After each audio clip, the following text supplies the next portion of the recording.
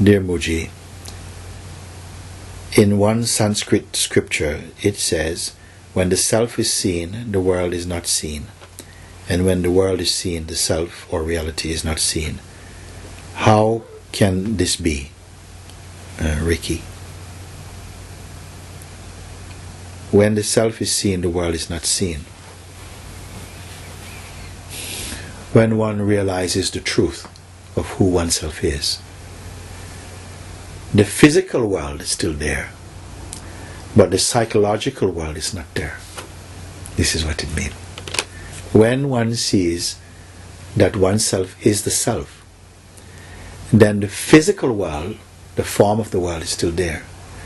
But the conditioning, the emotion, the sentiment, the projections, the knowledge, and all of this that is projected psychologically on top of the world, that is not there.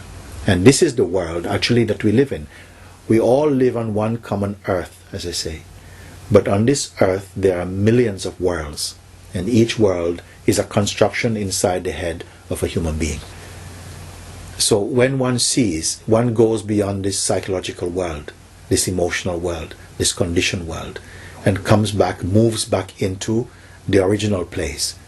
When one sees this, then the world of meanings and diversity and change, of names and forms and conflict and belief systems and hierarchies and all of these, they will all vanish and merge into the one self.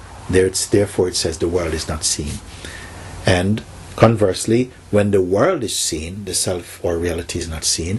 When we are in the world, believing as we are that we are one citizen amongst many millions of citizens on one earth, one world, okay, this is called ignorance.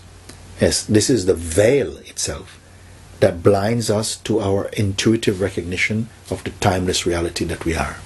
You see, so this is my simple response to this statement. Because sometimes people think with this statement, when the self is seen, the world is not seen, mean that when you realize the truth, the world vanish.